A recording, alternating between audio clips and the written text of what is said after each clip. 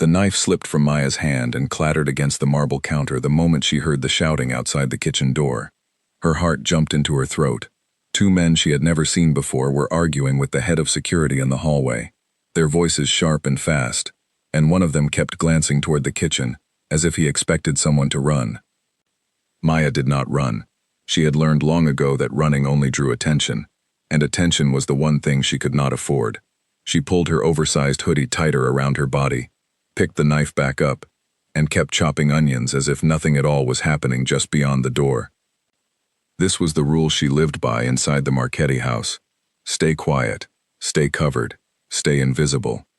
She had been working here for 8 months, cooking 3 meals a day for a man the whole city feared, a man named Dante Marchetti. She had taken the job because it paid more than anything else she could find, and because the agency that placed her told her the boss did not care what his staff looked like, only whether they could do their job well and keep their mouths shut. That suited Maya perfectly. She was good at her job. She was even better at keeping her mouth shut. What she was best at, though, was hiding. Underneath the baggy clothes she wore every single day was a body she had spent years trying to erase from view. She was plus size, soft in the places the world had taught her to be ashamed of, and she carried that shame like a second skin. It had started with her ex-fiancé, a man named Craig who used to look at her across the dinner table and sigh, who used to say things like, "Maybe you should skip dessert tonight," who used to tell her he loved her, but flinched when she wore anything fitted. By the time he left her, 2 weeks before their wedding, Maya had already learned the lesson so well that she no longer needed him to teach it. She taught herself. Every morning, she dressed in loose shirts and wide trousers, sweaters that swallowed her shape, jackets 2 sizes too big. She told herself it was practical for kitchen work. She never admitted, even to herself, that it was armor. The shouting outside the kitchen door faded, and heavy footsteps moved away down the hall. Maya let out a breath she did not know she had been holding. "They're gone," said Rosa, one of the housemaids, poking her head into the kitchen with wide eyes. "Some kind of business dispute. Mr. Marchetti sent them away himself. You should have seen his face." "I did not see anything," Maya said quickly. "I was chopping onions." Rosa laughed and shook her head. "You never see anything, Maya. That's why he likes having you around." Maya was not sure Dante Marchetti liked having her around at all. In 8 months, he had spoken to her directly maybe a dozen times, and never for longer than a sentence or two. "Pass the salt. This is good. Make more of the pasta next time." He walked through his own house like a shadow with sharp edges, always moving, always watching, never lingering. Maya preferred it that way. The less he noticed her, the safer she felt. But safety, she was about to learn, was not something that lasted forever in a house like this one. The trouble started 3 days later, in the middle of a heat wave that pressed down on the city like a hot, wet hand. The air conditioning in the east wing of the mansion broke down on a Friday afternoon, right as Dante was preparing to host a dozen of his associates for a private dinner. Repair crews could not come until Monday. The heat in the kitchen, which sat at the end of the broken wing, climbed past what anyone could comfortably work in. Maya stood at the stove, sweat running down her back, her hoodie clinging to her skin, and told herself she could push through it. She always pushed through it. She had pushed through worse. But by 6 in the evening, with 3 sauces simmering and the ovens running at full heat, the kitchen felt like the inside of a furnace. Rosa had already stripped down to a thin tank top. The 2 line cooks Dante employed for large dinners had rolled their sleeves to their shoulders. Maya alone stood wrapped in fabric, her face flushed red, her hands shaking slightly as she stirred a pot that did not need stirring anymore. "Maya, you look like you're about to faint," Rosa said, worried. "Take the jacket off. Nobody's going to say anything." "I'm fine," Maya said, though her vision had started to swim at the edges. It was the smell of burning garlic that finally forced her hand.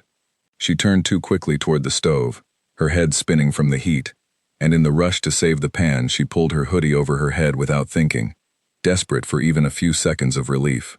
Underneath, she wore only a thin, damp tank top, and for the first time in 8 months, her body was visible in that kitchen exactly as it was.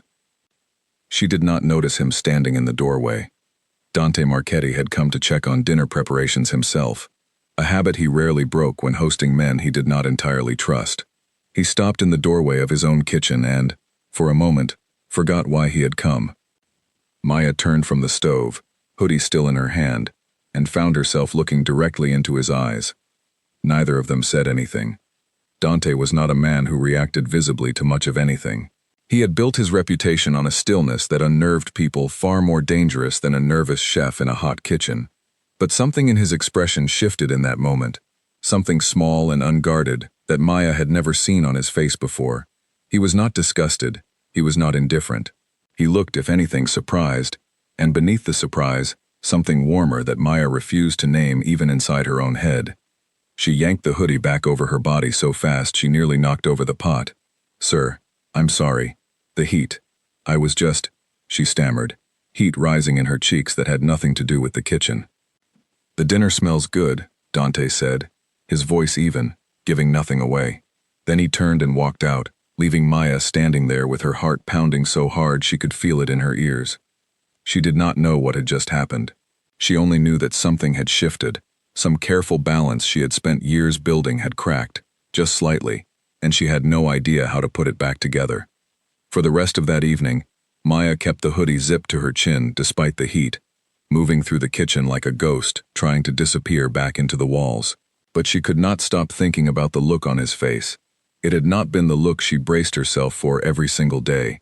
It had not been disgust, or pity, or the careful, polite blankness people wore when they were too kind to say what they were really thinking. It had been something else entirely, something that made her stomach twist in a way she did not have a name for. She told herself it meant nothing. He was a busy, powerful, dangerous man, with a house full of guests, and a business that required his full attention. He had looked at her for 2 seconds in a hot kitchen and then walked away. That was all. That was the whole story. She almost believed it. Over the following days, Maya noticed something she could not explain away so easily. Dante began finding reasons to walk through the kitchen more often. He asked about meals he had never asked about before, lingered a few extra seconds when he collected his coffee in the morning, and once, when she dropped a stack of plates and scrambled to clean them up, he crouched down to help her gather the pieces before she could stop him. "You don't have to do that," she said, flustered, reaching for the broken ceramic. "I know," he said simply, and kept helping anyway. It terrified her more than anything else had in a long time. Maya had built her entire life around not being seen, and here was a man who ran an empire built on danger and fear, quietly, deliberately choosing to see her. She did not know what to do with that. She did not know if she wanted him to stop, and that frightened her most of all. That night, alone in the small staff room she called home within the mansion, Maya stood in front of the narrow mirror on the back of her door and made herself look, really look, at the body she had spent years trying to hide. She thought about the way Dante's eyes had held hers in the doorway of that kitchen, not with judgment, but with something that felt dangerously close to wonder. For the first time since Craig had walked out of her life, Maya wondered if she had been wrong about what people saw when they looked at her. She wondered if maybe, just maybe, the armor she wore every day had been protecting her from nothing at all. She pulled her hoodie back on before bed anyway. Old habits did not disappear in a single week. But somewhere deep inside her, a small and stubborn hope had begun to stir, one she was not yet ready to name, and one that would not be so easy to bury again. The heat wave broke, but whatever had started between Maya and Dante did not cool down with it. If anything, the days that followed only made the strange new tension between them harder to ignore. It began with small things. Dante started taking his coffee in the kitchen, instead of having it brought to his study, standing near the counter while Maya worked, saying little but staying longer than he needed to. He asked about the herbs she grew on the windowsill, about where she had learned to cook, about why she always made extra of the almond cookies, even when nobody had requested them. Maya answered carefully at first, guarded, waiting for the moment he would grow bored and walk away like he always had before. But he did not walk away. He kept coming back. Rosa noticed before Maya was willing to admit it to herself. "He never used to talk to anyone," Rosa said one afternoon, watching Dante's retreating figure through the kitchen window as he crossed the courtyard. "Not really talk. Not like that." "He's just being polite," Maya said, focusing hard on the bread dough in front of her. Rosa raised an eyebrow. "Maya, I have worked in this house for 6 years. Dante Marchetti does not do polite. He does necessary, and he does business. What he is doing with you is neither." Maya did not respond. because she did not know how to explain the knot of fear and hope tangled together in her chest. She had trained herself so thoroughly to expect rejection that she did not know what to do with the alternative. Every kind word from him felt like a trap waiting to spring. Every lingering look felt like something she needed to brace against, because surely, the moment would come when he looked at her too closely and saw exactly what Craig had seen: someone not quite good enough, someone to be managed rather than wanted. But the moment did not come. Instead, on a quiet Tuesday evening, when most of the house had gone still, Dante found her alone in the kitchen, long after the last meal had been served and cleaned away. Maya was wiping down the counters, humming quietly to herself, believing herself entirely alone, when his voice came from the doorway. "You do that every night," he said. Maya startled, nearly dropping the cloth in her hand. "Sir, I didn't know you were still awake." "I don't sleep much," he said, stepping fully into the kitchen. He was dressed down from his usual sharp suits, in a simple dark shirt with the sleeves rolled up, and somehow the change made him look less like the feared boss the whole city whispered about, and more like an ordinary man standing in an ordinary kitchen. "You clean this kitchen every night after everyone else has gone to bed," Rosa told me. "She says you've done it since your first week." "Habit," Maya said, not quite meeting his eyes. "I like things to be ready for the morning." "That's not the only reason," Dante said, and there was something in his voice, not accusing, just quietly observant, that made Maya's hand still on the counter. "You stay, because it's the only time nobody's watching you. Am I wrong?" Maya's breath caught. She had never told anyone that, not even Rosa, who she considered the closest thing to a friend she had in this house. But somehow he had seen it anyway, seen straight through the careful mask she wore during the day, the efficient, quiet, invisible version of herself she performed for everyone else. "You're not wrong," she admitted quietly. Dante was silent for a long moment, studying her in the dim kitchen light. Then, in a move that surprised them both, he pulled out one of the stools at the counter and sat down, as if settling in for a conversation rather than a passing exchange. "Tell me why," he said. It was not quite a command, but it was not exactly a request either. It was the voice of a man used to people answering him honestly, and somehow, standing there in the quiet kitchen with her guard worn thin from exhaustion, Maya found herself wanting to. "Why what?" she asked, stalling. "Why you hide?" Dante said simply. "The clothes. The way you make yourself smaller in every room you walk into. I've watched you flinch when people look at you too long, Maya. I want to know why." Hearing her own name in his voice did something strange to her chest. He so rarely used it. She set down the cleaning cloth, wrapped her arms around herself, and for the first time in a very long while, let herself consider telling the truth.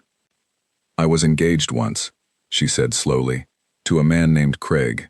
We were together almost 4 years. He was charming, and funny, and everyone loved him, and I thought I was the luckiest woman alive." She paused, gathering the words she had never said out loud before.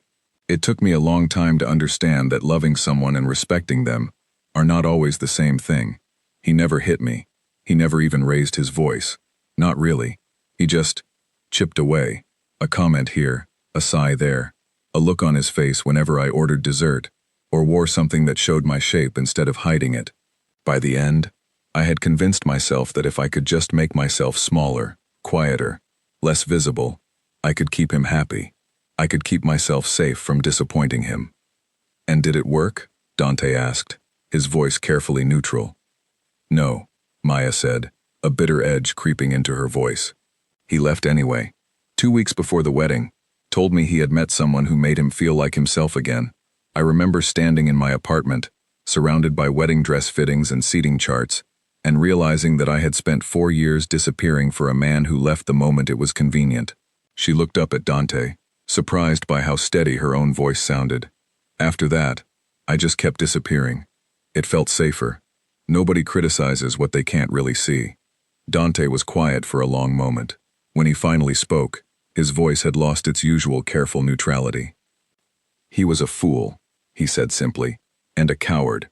Any man who makes a woman feel like she needs to shrink herself to be worthy of love does not deserve to be called a man at all." Maya blinked, caught off guard by the quiet fierceness in his tone. "You don't have to say that." I don't say things I don't mean, Dante said.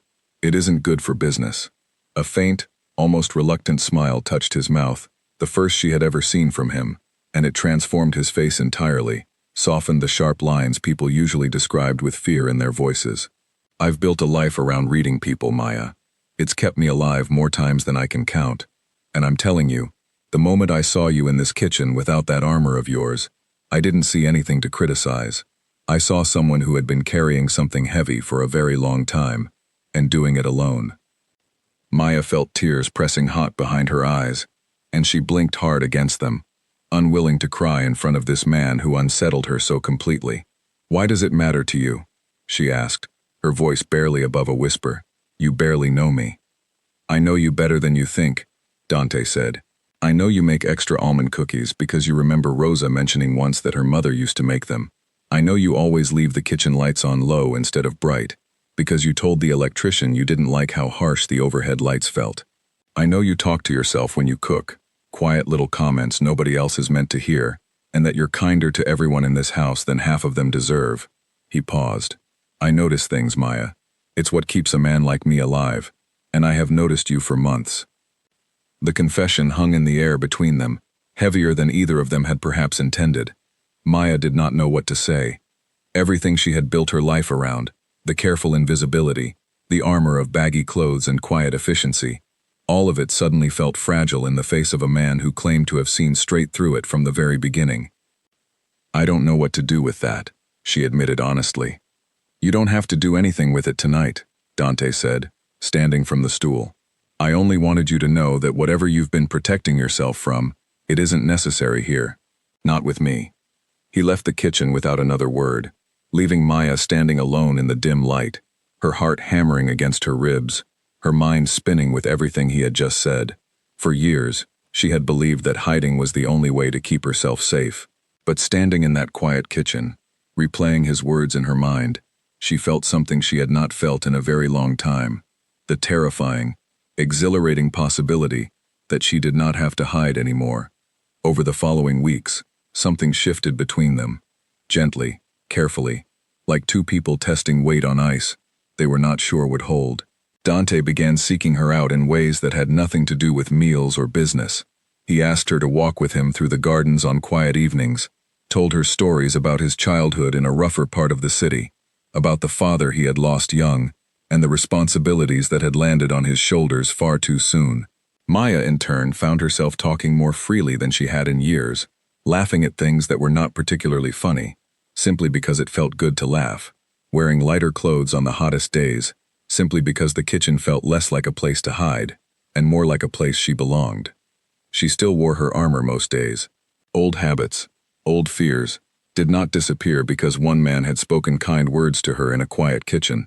But slowly, carefully, Maya began to peel back the layers, not all at once, but one small piece at a time, and every time she did, Dante was there, steady and unbothered, never once looking at her the way Craig used to, never once making her feel like less.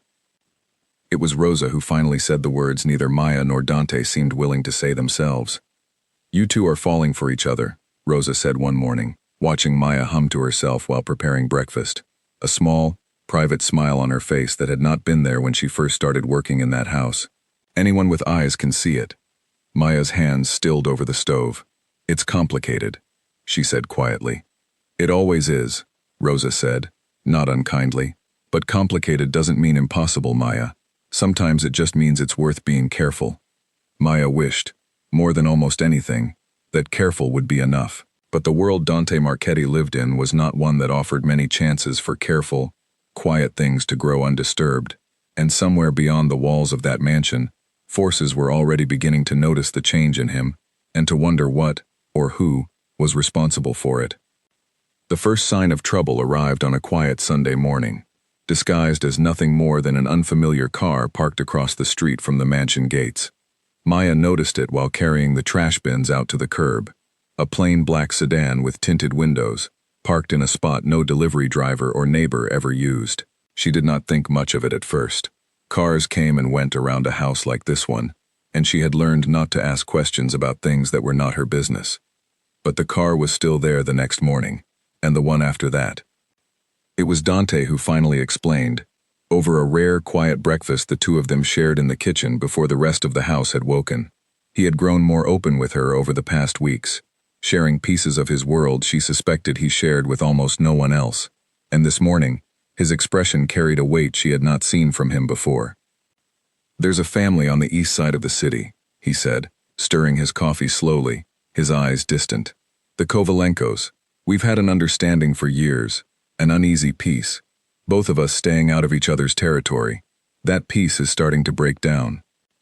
"Because of the men who came here a few weeks ago," Maya said, remembering the shouting she had overheard from the kitchen. "The ones you sent away." Dante nodded. "They wanted something I wasn't willing to give them. Since then, they've been testing me, seeing how far they can push before I push back." He looked up at her then, and something careful entered his gaze. "They've also started asking questions about my household, about who comes and goes, about who matters to me." A cold feeling settled in Maya's stomach. Why would they care about that? "Because men like the Kovalenkos understand that the fastest way to hurt someone like me isn't through business," Dante said quietly. "It's through the people I care about. And Maya, I do care about you, more than I think either of us has been willing to say out loud." The words should have made her heart soar. Instead, they filled her with a dread she had not anticipated when she first started falling for this man. She had spent her whole life afraid of being seen for the wrong reasons, of being judged and found lacking. She had never once considered that being seen might make her a target for something far more dangerous than judgment. "What do we do?" she asked, her voice smaller than she wanted it to be. "I increase security," Dante said. "I make sure you're never without protection, whether you notice it or not. And I hope this settles the way these things sometimes do, quietly, before anyone gets hurt." He reached across the counter and covered her hand with his, a small gesture that had become familiar over the past weeks, but still made her breath catch every time. "I won't let anything happen to you, Maya. I need you to trust that." Maya wanted to trust it completely, but the fear that had settled into her chest that morning did not fully leave over the following days, even as life in the mansion seemed to carry on as normal. She noticed new faces among the security staff, men who watched the gates with sharper attention than before. She noticed Dante's phone calls growing longer and more frequent, his expression harder when he thought no one was watching. The peace he had spoken of was fraying, thread by thread, and Maya could feel the tension building in every corner of the house. Despite the growing danger circling outside the walls, what grew between Maya and Dante inside those walls only deepened. It was as though the threat outside made the moments they shared feel more precious, more urgent, less something to be cautious about, and more something worth holding on to tightly. One evening, as autumn crept into the city and the gardens outside the mansion turned gold and amber, Dante asked Maya to join him for dinner, not in the kitchen where they usually talked, but in the small private dining room he rarely used, set with candles and a meal neither of them had cooked. Maya arrived nervous, still in her work clothes, hair pulled back messily from a long day, and found him waiting for her in a simple sweater instead of his usual suit, looking more like an ordinary man waiting for someone he cared about than a feared boss of a criminal empire. "I wanted one evening," he said, pulling out her chair, "where neither of us had to think about anything outside these walls." Maya sat, still slightly stunned by the gesture, by the candlelight flickering across a table that had clearly been set with care. "You didn't have to do this." "I wanted to," Dante said simply. "You spend every day taking care of everyone in this house. I thought for once someone should take care of you." Over the course of that dinner, something between them shifted permanently. Maya found herself laughing freely, the kind of laughter that came from deep in her chest, rather than the careful, polite version she performed for most of the world. She told him stories from her childhood, about a grandmother who had taught her to cook, about small dreams she had once had of owning her own restaurant before life had steered her elsewhere. Dante listened with a focus she had never experienced from anyone before, as though every word she said mattered, as though she mattered, exactly as she was. Near the end of the meal, Dante reached across the table and took her hand. "I need to tell you something," he said, his voice quieter than usual. "I have spent years building walls around myself. In my world, feeling too much for anyone is dangerous. It gives people leverage. It makes you weak in the eyes of men who are looking for any advantage they can find. He paused, his thumb tracing gently over her knuckles. "But since the day I saw you in that kitchen, without your armor, I have not been able to stop thinking about you. Not because of how you look, though I find you beautiful in every sense of the word, but because of who you are, underneath everything you've spent so long hiding. You are kind, and funny, and stronger than you give yourself credit for, and I am done pretending I don't feel something real for you." Maya's eyes filled with tears she did not try to hide this time. "I'm scared," she admitted quietly. "Not just of the danger outside these walls. I'm scared of what it means to let someone see all of me again, after everything that happened before." "I understand that fear," Dante said, "but I am not Craig. I will never ask you to be smaller than you are, in any sense, for my comfort. I want all of you, Maya. Every part you've been hiding, and every part you've been afraid to show." He lifted her hand and pressed a gentle kiss to her knuckles, a gesture so tender it did not match the reputation the rest of the city held of him at all. "Let me love you the way you deserve to be loved." Maya did not have words for what she felt in that moment, so instead she simply let herself lean forward and kiss him, softly, deliberately, choosing him and choosing herself in the same breath. It was the first time in years she had chosen anything without fear guiding the decision, and it felt like stepping into sunlight after a very long winter. But even as their relationship blossomed in the weeks that followed, the danger outside continued to grow. The Kovalenko family grew bolder, testing the boundaries of the fragile peace with increasing frequency. Dante spent long hours locked away in meetings, his expression growing more strained each time Maya saw him, though he always softened the moment he was with her, always made sure she never felt the full weight of what was happening beyond the mansion walls. It was Rosa who finally voiced what Maya had been quietly fearing. "Everyone in this house knows how he feels about you now," Rosa said one afternoon, helping Maya prepare vegetables for dinner.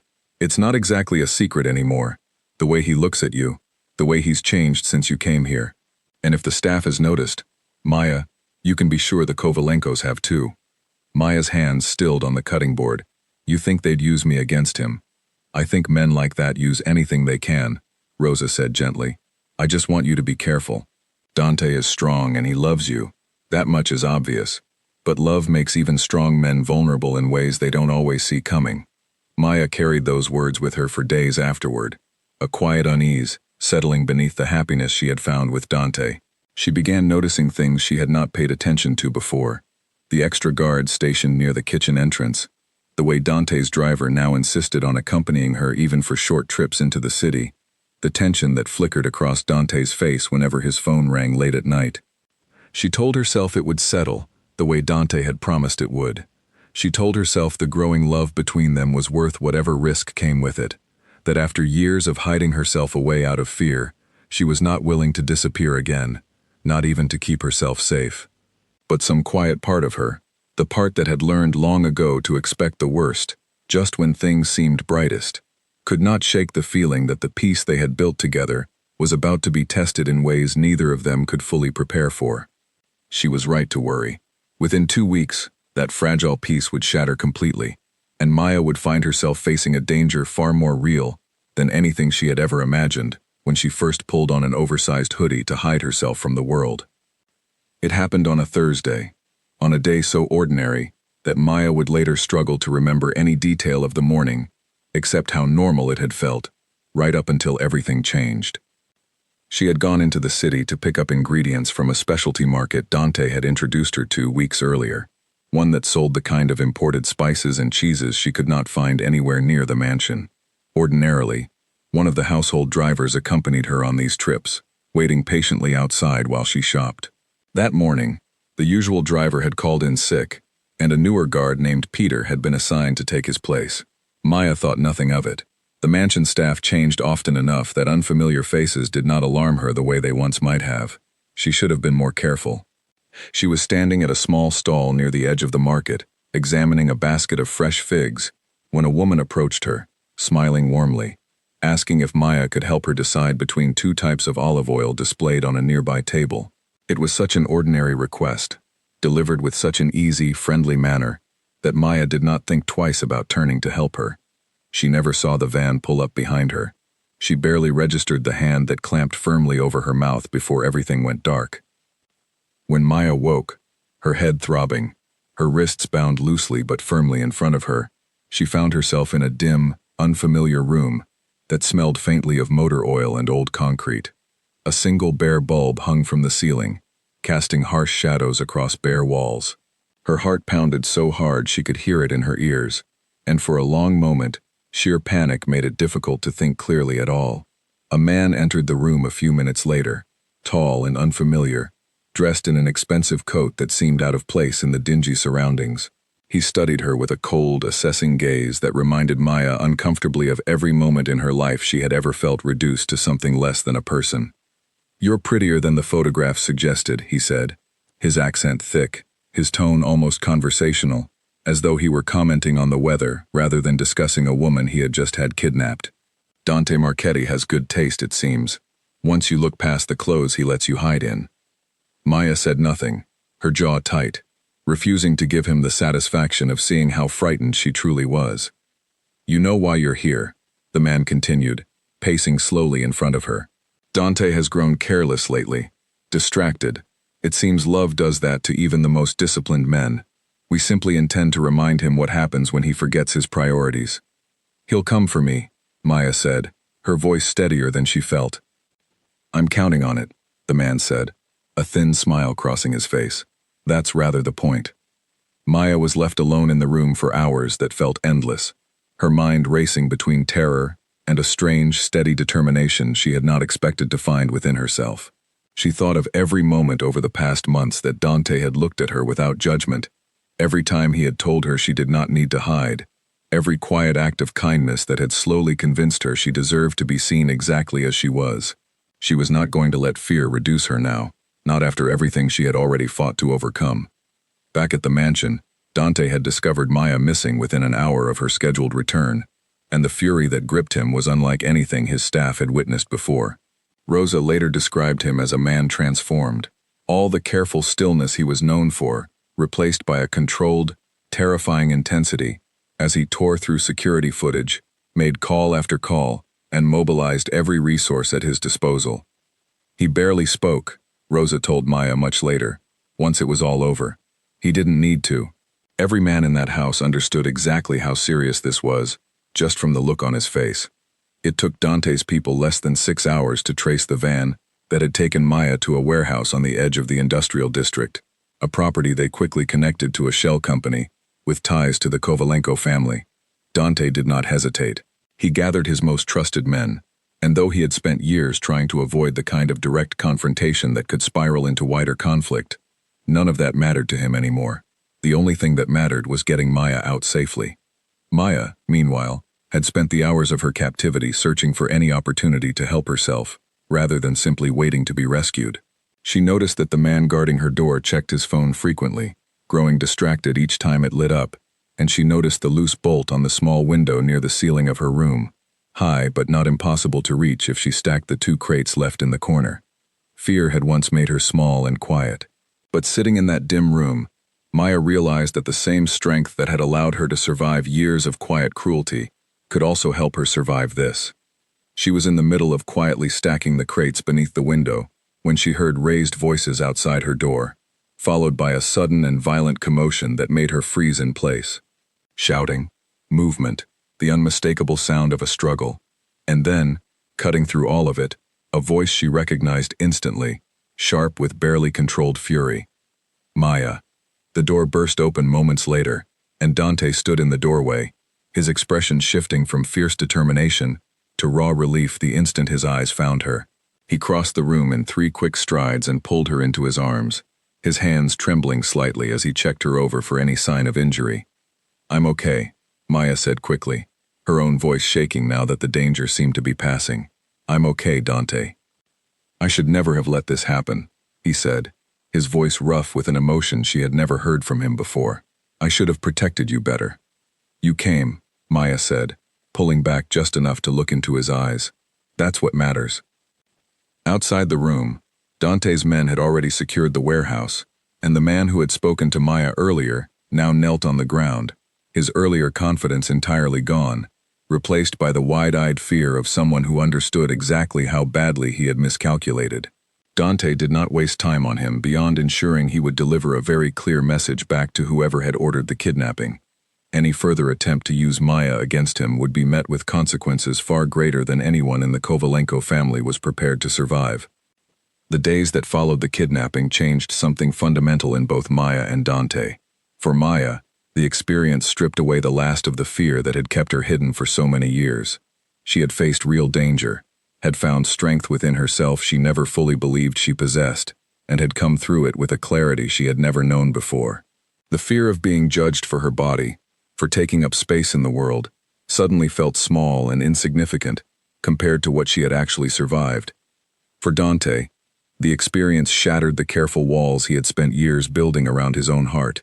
He had told himself, for so long, that loving someone too openly was a weakness in his world, a vulnerability that could be exploited.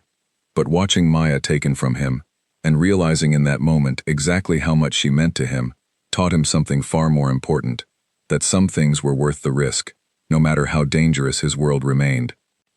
"I've spent my whole life protecting myself by staying guarded," Dante told her one evening, sitting beside her hospital bed, where doctors had insisted she rest for observation, despite her insistence that she was perfectly fine. "I thought that made me strong, but watching you fight your way toward that window, ready to save yourself before I even arrived, that showed me real strength. You've been strong this entire time, Maya, even when you didn't believe it about yourself." Maya reached for his hand, threading her fingers through his. "I think we've both been hiding parts of ourselves," she said softly. "Maybe it's time we both stopped." Dante brought her hand to his lips, pressing a gentle kiss against her knuckles, the same gesture that had first made her believe, months ago, that perhaps she deserved to be loved exactly as she was. "Then let's stop together," he said. "No more hiding. Not from the world, and not from each other." Within days, word spread quickly through both the Marchetti organization and the wider criminal circles of the city that the Kovalenko family's aggression had triggered a swift and decisive response, one that left absolutely no ambiguity about how seriously Dante Marchetti took the safety of the woman at his side. The fragile peace that had existed before was renegotiated on entirely new terms, terms that made unmistakably clear that Maya was under his protection, permanently and without question. But for Maya, the most significant change was not the shift in the balance of power outside the mansion walls. It was the shift within herself. She had spent her captivity confronting a fear far greater than judgment or ridicule, and had emerged from it no longer willing to shrink herself for anyone, not out of fear, and not out of habit either. She was ready, for the first time in years, to be seen completely, exactly as she was, in every room she walked into. 3 weeks after the kidnapping, Dante announced that he would be hosting a gathering at the mansion, one that would bring together not only his closest associates but several other powerful families from across the city, including representatives sent to formally acknowledge the new terms of peace with the Kovalenkos. It was, by every account, one of the most significant events the Marchetti household had hosted in years, the kind of evening where every detail mattered, where every person in attendance would be watching closely, judging, calculating. For weeks, Maya had assumed she would spend the evening exactly as she always had, in the kitchen, overseeing the meal, invisible to the important guests filling the rooms beyond. It was, after all, the role she had occupied since her very first day in this house, the role that had always felt safest. But 2 days before the gathering, Dante found her in the kitchen, going over the evening's menu, and gently took the clipboard from her hands. "I want you beside me tonight," he said. "Not in the kitchen, beside me." Maya's breath caught. "Dante, I don't think that's a good idea. Everyone will be watching. They'll be judging every detail, and You are exactly what I want them to see," Dante interrupted, his voice steady and certain. "I am done pretending that the most important person in this house is invisible to the world outside it. I want every person in that room to know that you matter to me, that you are not someone to be hidden away, but someone to be honored." Maya felt tears threatening again, the same fragile mixture of fear and hope that had followed her through every step of the past several months. "What if I embarrass you?" she asked quietly, the old fear rising unbidden, the echo of Craig's disappointed sighs still lodged somewhere deep inside her, even after everything she had already overcome. Dante took her face gently in his hands, his eyes serious and warm. "Maya, look at everything you have survived. Look at everything you have already shown me about who you truly are. You could never embarrass me. The only thing that would embarrass me is if I let fear, mine or yours, keep me from standing proudly beside the woman I love, in front of the entire world."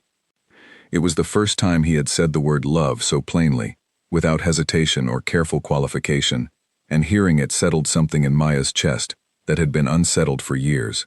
She thought of every morning she had pulled on oversized clothes to disappear into the background of her own life. She thought of the years spent believing that being smaller, quieter, less visible, was the only way to keep herself safe from judgment. She thought of the kidnapping, of the fear she had faced and survived, of the strength she had discovered within herself when it mattered most. She was done hiding. She had been done hiding for a while now, she realized. She simply needed the courage to finally believe it. "All right," she said softly, a small, steady smile breaking across her face. "Beside you." The evening of the gathering arrived with a nervous energy that hummed through every corner of the mansion.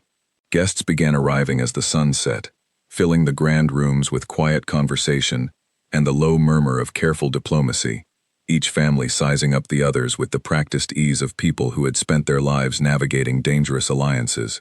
Maya stood in her room, staring at the dress laid out across her bed, a deep emerald green that Dante had quietly arranged to be made specifically for her, fitted in a way she had not allowed herself to wear in years. Her hands trembled slightly as she dressed, old habits whispering at the edges of her mind, urging her to reach instead for something looser, something that would let her fade into the background the way she always had before. She pushed the thought away. Tonight was not about disappearing. Tonight was about finally standing in the fullness of who she was. When she finally stepped out of her room and made her way toward the grand staircase, she found Dante waiting at the bottom, dressed in a sharply tailored suit, his expression shifting the moment he saw her descending the stairs. Whatever composure he usually carried into rooms full of dangerous men seemed to falter entirely at the sight of her, replaced by something open and unguarded that made her chest ache with emotion. "You look beautiful," he said simply, offering his arm as she reached the bottom step. "I feel terrified," Maya admitted honestly, though a small laugh escaped her despite the nerves. "Good," Dante said, a warm smile touching his mouth. "That means you're doing something that matters."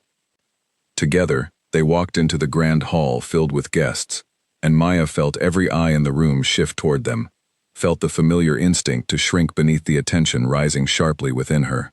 But Dante's hand remained steady at her back, his presence unwavering beside her, and slowly, she found herself standing taller instead, meeting the curious gazes around the room with a calm she had never quite managed before. Conversations paused briefly as they entered, a ripple of quiet acknowledgement passing through the gathered guests. Maya recognized the flicker of surprise on several faces, the quick, assessing glances that used to send her heart racing with old fears. But this time, she did not look away, and she did not shrink.